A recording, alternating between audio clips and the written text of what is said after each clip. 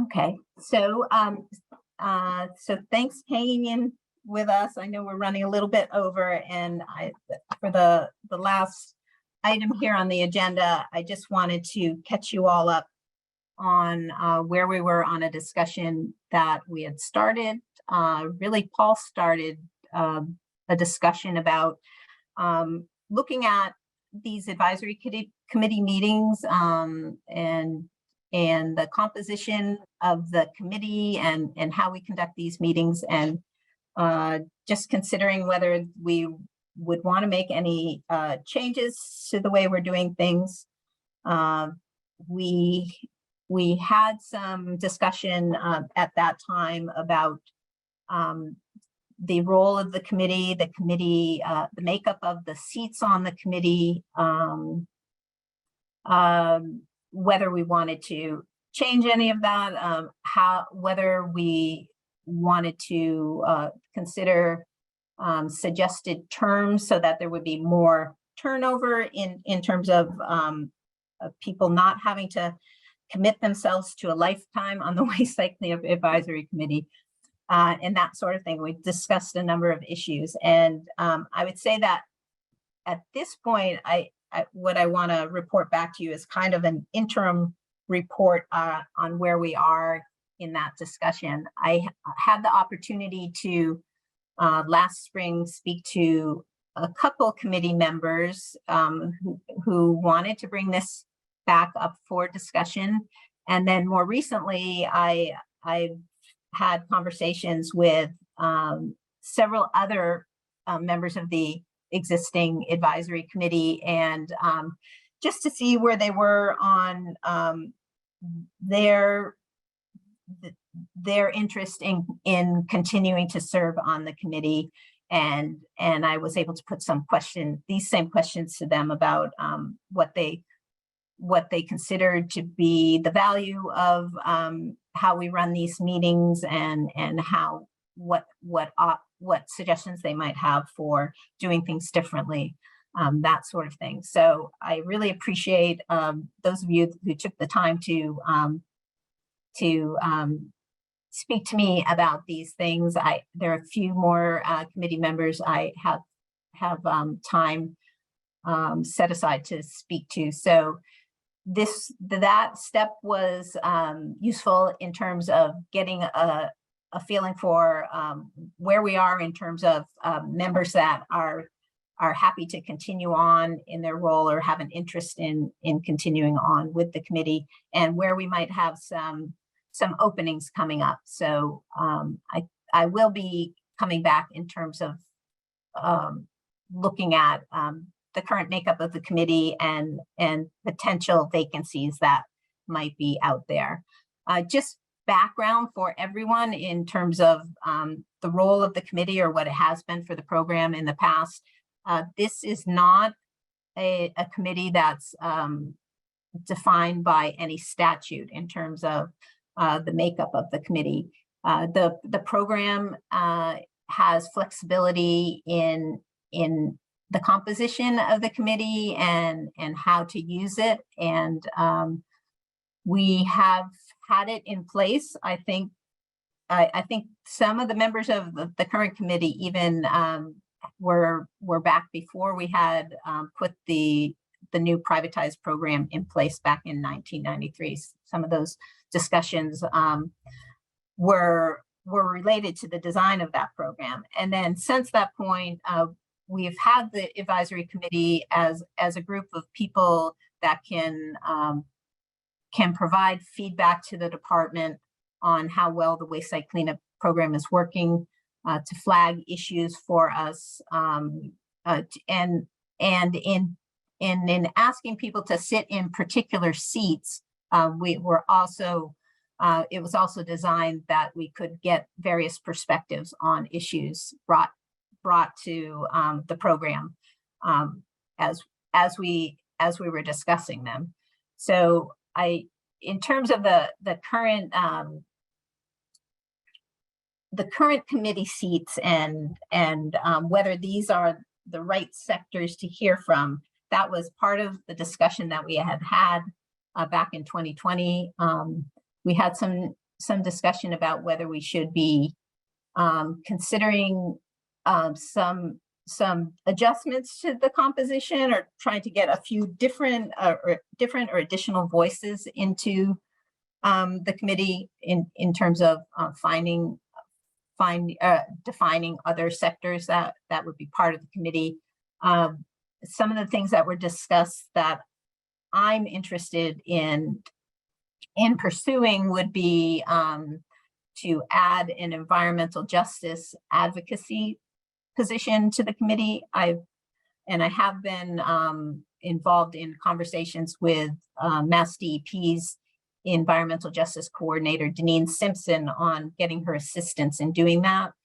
Also had offers from current committee members who have contacts that could assist in that area. So in terms of additional roles, that is one that I would like us to consider adding. We also have some vacancies in terms of local public health. I think that would be helpful to have that perspective added to the committee. Another goal would be to get some geographic representation that extends to the other end of the state, because I don't think we are well represented in terms of hearing from the western part of the state, for example. So I see this as sort of just making some limited expansion or some limited reworking of the existing seats we have. One of the things that I was able to discuss when in my conversations with the existing committee members was their role as advisors to the program, and some of the things I heard included sort of a recognition that these meetings now have been more, and today is an example, although we did have some discussion earlier, but have been largely used by MassDEP to push information out in terms of what we think would be of interest and important for people to know about the program operations. And it has been less conducive to having discussions about these issues, which I recognize.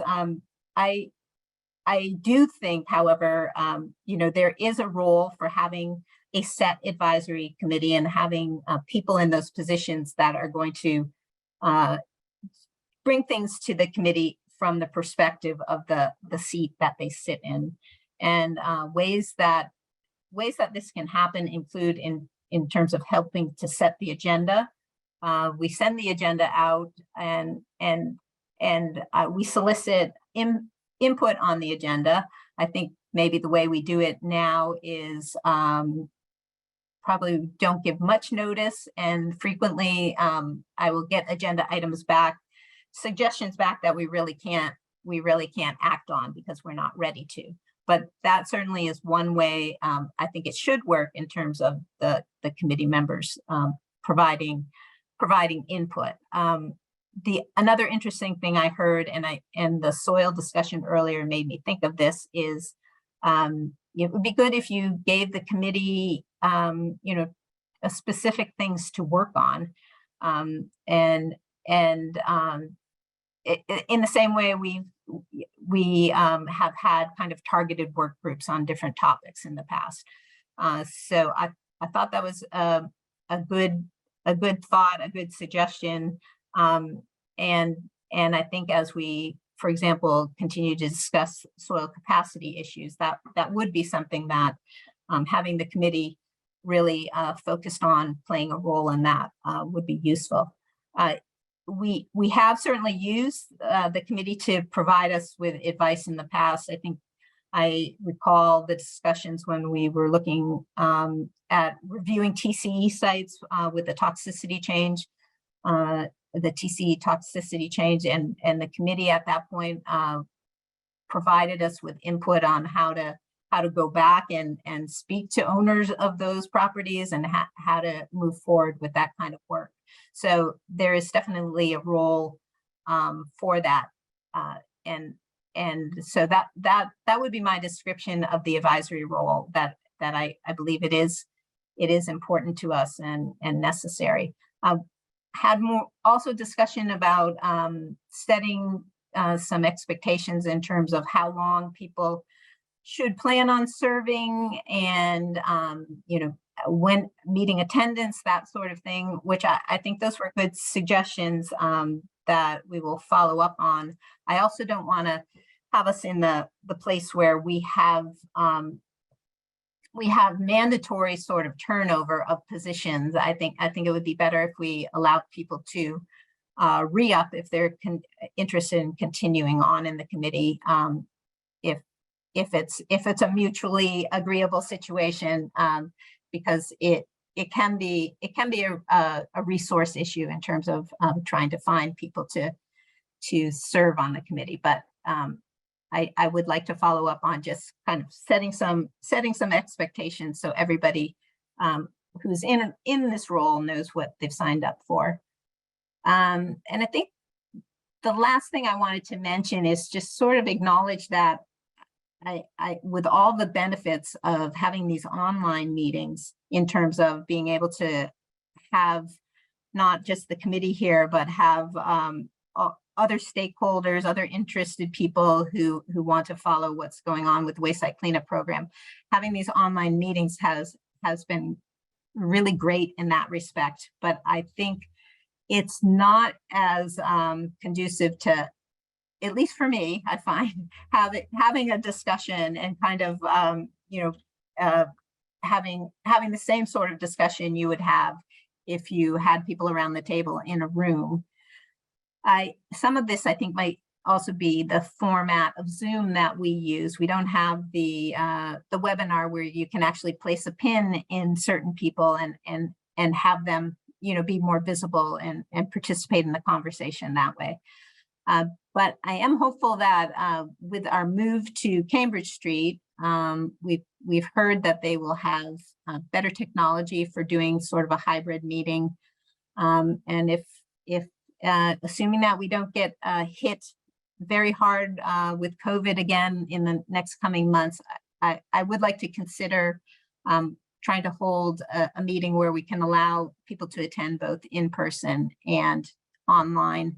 And I'm hopeful that that might be helpful in terms of allowing for more discussion and also more visibility for the existing committee members and their roles in advising us. So I went on a long time and I'll stop to take a breath, and I'd like to, you know, hear any suggestions, comments from, maybe start with anyone on the committee that would like to follow up, and then from others.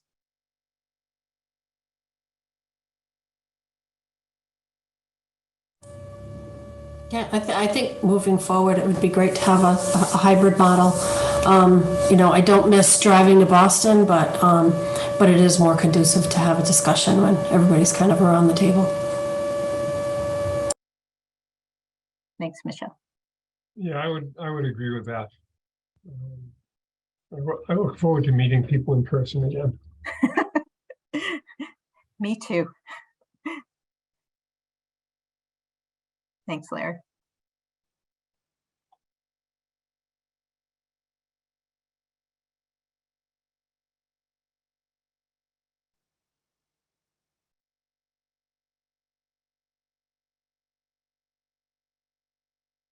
So, any other reactions, comments, parting words? Janine. Hi there. Just a few XDEP thoughts. I'm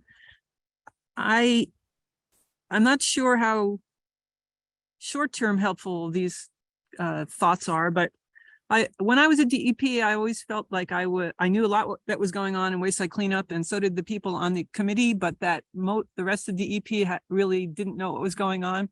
So, and we didn't know what was going on in many of the other bureaus, unless you were at a higher level. And I think it might be helpful for DEP to try to get more people from the other bureaus to attend these meetings, maybe not as a committee member, but to at least attend and know what the issues are. And the, so something like the disposal issue, soil disposal issue, has a chance to sort of percolate internally earlier than it would be sort of at a lower level than only from the top down. And the other thing is any connections with Department of Public Health. I know there are meetings that occur at higher levels, but again, it's the sort of thing that, once in a while, it would be useful to have someone from some of the other departments there. So they're aware of what's going on in MassDEP and in wayside cleanup specifically, since there is overlap. So Yeah. thanks. Thanks, That's it. thanks, Janine. I think Susan, you had made a similar comment about involving Mass DPH, for example. And yeah, I think those are good thoughts, Janine.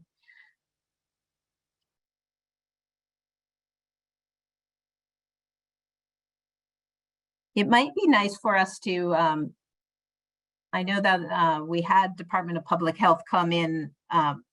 They have been helpful on public meetings for PFAS sites. It might be a good agenda item to have them come and do a similar presentation to our group too on that topic.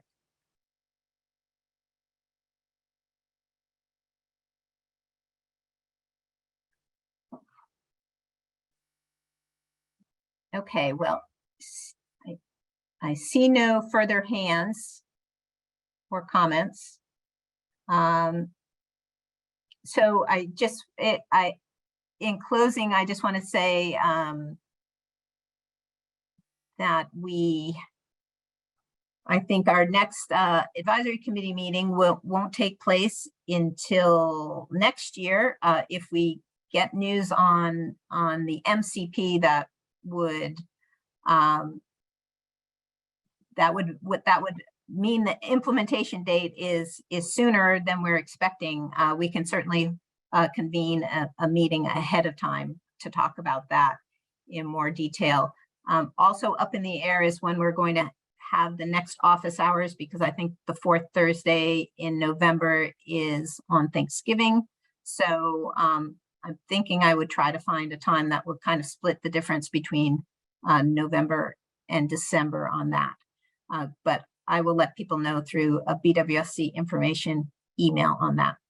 So with that, if there are no more comments, I just want to thank everyone for being here. Sorry for running late, and wishing you happy Thanksgiving, happy Halloween, and I hope to see you in person sometime. So do we. Thanks, Liz. Thanks, Liz. Thanks, Thank Liz. you. Bye, everybody. Thanks, all. Thanks. And good luck, David. Thanks, Liz.